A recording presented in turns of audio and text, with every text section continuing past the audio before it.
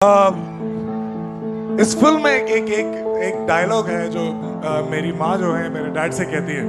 और जब मैं स्क्रिप्ट पढ़ रहा था तो वो लाइन जो है मुझे खास करके बड़ी अच्छी लगी, क्योंकि जनरली जब मैं स्कूल में था, फिर इंजीनियरिंग थैंक यू, जब मैं इंजीनियरिंग कर रहा था तो मैं एक चीज़ सोचता था जो which has worked for me again and again, and it is that only what you put the limits, or those limits limit you, and nothing else. तो मेरी माँ जो है मेरे डैड से कहती है कि हमको लगता है कि ये इतने में से मानने वाला नहीं है। तो जो ये इतने में से मानने वाला प्रवृत्ति होती है कि हाँ इतने में मैं खुश हूँ, मैं इतना सपना देखने में मैं खुश हूँ, not because that you are greedy or something, but I think just because of the passion of what you are doing is engaging enough. तो फिर आपकी जो भूख है वो मिटती नहीं, आप वो करते रहते हैं और आखिर में इंडियन टीम के कैप्टन भी बन जाते हैं। Absolutely, this is the time where it should be okay, and we should be okay enough to encourage failure rather than success. क्योंकि अभी जैसे एक और चीज़ मैं ऐड करना चाहूँगा, बहुत सारी चीज़ें हैं जो बहुत आराम से और प्रेडिक्टिवली चल रही हैं, लेकिन अभी रिसेंट सर्वे के हिसाब से ये पता चला है कि 65% से ज़्यादा बच्चे जो अभी स्कूल में जा रहे हैं और काफ़ी पढ़ाई करेंगे, वो बड़ी मेहनत करेंगे, लेकिन जब वो स्कूल से निकलेंगे तो वो जो नौकरी करेंगे वो टेक्नोलॉजी अभी तक बनी नहीं है, वो सारी चीज़ें अभी तक हुई नहीं है, because these are exponential technologies that will disrupt the system so much.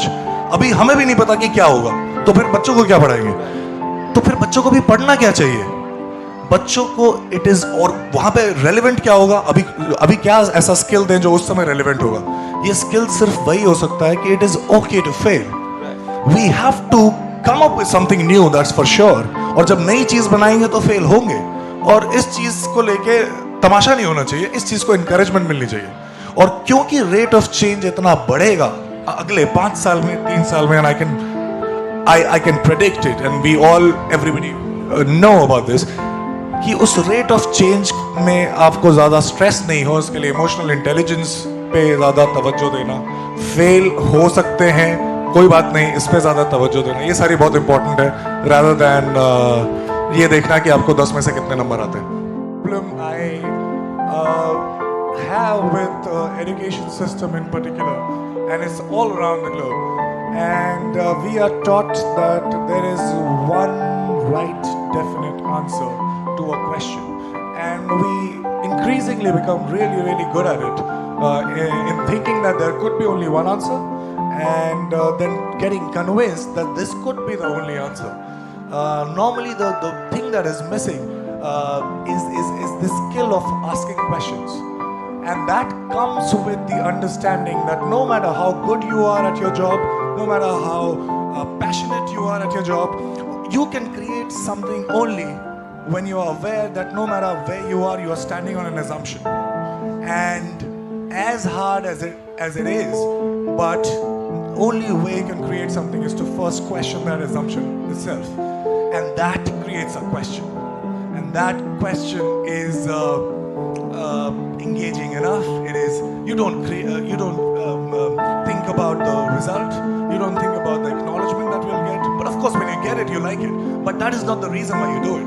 और ये अपना क्वेश्चन होना, पर्सनल क्वेश्चन होना, और उस तरफ जाना, ये बहुत इंपॉर्टेंट है, ना कि ये सोचना कि आप मुझे क्वेश्चन दो।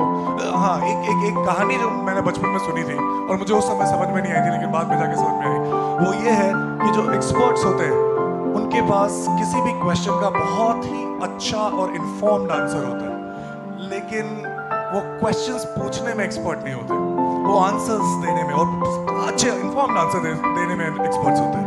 लेकिन जो बच्चे होते हैं उनके क्वेश्चंस बहुत अच्छे होते हैं, वो आंसर्स के बारे में शायद ज़्यादा महत्व नहीं रखते, या वो उनको ज़्यादा फर्क नहीं पड़ता, लेकिन वो क्वेश्चंस जो पूछते हैं वो बड़े अच्छे क्वेश्चंस पूछते हैं।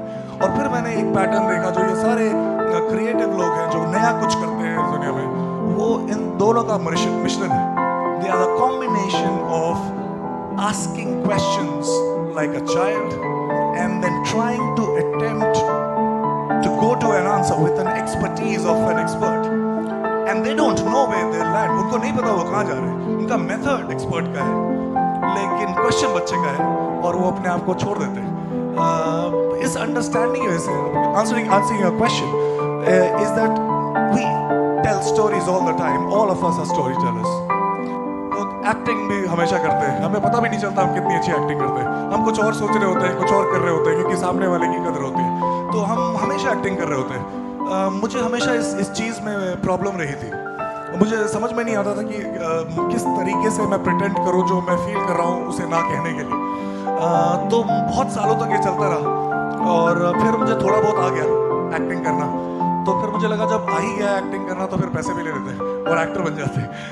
लेकिन आज तक वो शाइनेस जो है और वो भूख जो है कि इस चीज़ को और कितने अच्छे तरीके से कह सकते हैं और कितने अच्छे तरीके से किसी कहानी को कह सकते हैं, वो गई नहीं है। और इसलिए मैं would it be correct to say कि आपने एक्टिंग इसलिए चूज किया?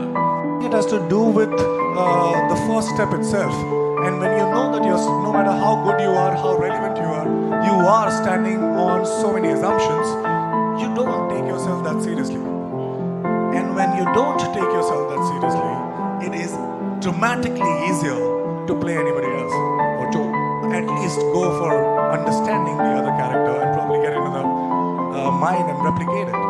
But it is absolutely essential for an actor not to take himself seriously. Sure. But I mean, if we talk about performance art, and while मैं कभी बहुत अच्छे से अपने आप को एक्सप्रेस नहीं कर पाता था।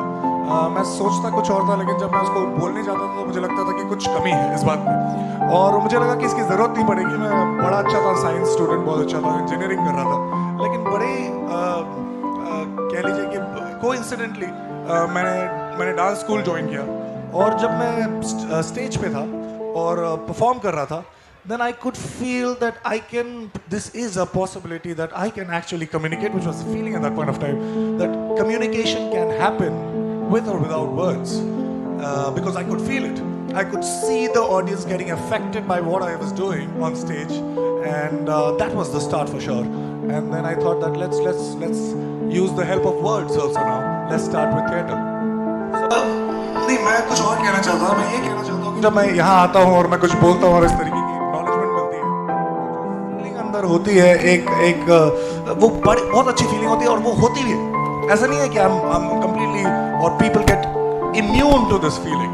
जब भी इस तरीके का पॉजिटिव या नेगेटिव भी एक्नॉलेजमेंट मिलता है, हमें इफेक्ट पड़ता है, लेकिन अगर हम काम को काम नहीं समझते हैं, and that's the reason why we have started, और हमें उसको करने में मजा आता है, तो फिर कोई नहीं होता जब हम वो काम कर रहे होते हैं। ना तो चेक्स याद रहते हैं कि कितने मिलने वाले हैं, ना तो ये डर लगता है कि लोग क्या कहेंगे, और ना इस बात की खुशी रहती है कि बहुत सारा एक्नॉलेजमेंट मिलेगा, चलो उसके लिए काम करते हैं। काम ही उस समय इतना अच्छा होता है कि आप कुछ नहीं सोच रहे होते। जब जैसे धोनी क्रिकेट खेल रहा होता है, मैंने उनसे बात भी करी थी, वो यही कहते हैं। मैंने बोला कि यार सुनील गावस्कर जी ने भी एक बात कही थी कि अगर भगवान उनको एक चीज़ दे तो वो ये उनसे मांगेंगे कि एक बार माइंड के अंदर घुस के देखें कि वो सोचते क्या है। तो मैंने भी उनसे पूछ दिया कि आप सोचते क्या है और कैसे सोचते हैं। तो वो उन्होंने यही कहा कि for some reason, as much as he loves the nation, as much as he loves his team, when he's actually there, he doesn't think about these things. उनको सिर्फ बॉल दिखाई दे रहा होता है या जब कीपिंग कर रहे होते हैं, और अपना बल्ला पता होता है, बस उतने से ही मतलब होता है। और ऐसा नहीं है कि कोई बहुत ही नया रेवलेशन है। हमारे जो जितने भी बहुत दिनों से हमें कहानियाँ बड़े इंस्पायर करती है। अगर हम अर्जुन को देखें तो अर्जुन से जब उनके भाई से पूछते हैं कि आपको क्या दिख रहा है, तो वो बोलते हैं मुझे गुरु दिख रहा है, मुझे ये दिख रहा है और मुझे वो दिख रहा है। अर्जुन को पूछते हैं कि क्या दिख रहा है, तो बोलते हैं मुझे उसकी आंख दिख रही है और कुछ नहीं दिख रहा। So that is what it is, extreme focus, and not because you want to be successful, because the thing is interesting in itself, that no matter where you want to look, you cannot look anywhere but there. So that is absolutely imperative, absolutely necessary. I would do everything. मैं Einstein भी पढ़ता था और सब पढ़ता था, लेकिन 4 बजे का वेट कर रहा होता था, और 4 बजे मैं बाहर जाता था और मैं खेलना शुरू करता था, तो 5:30 जो होते थे वो 5 मिनट में हो जाते थे, और मुझे पता नहीं चलता था कि ये हुआ कैसे। Now this is what I'm trying to punctuate, कि जब आप इतने एंगेज हो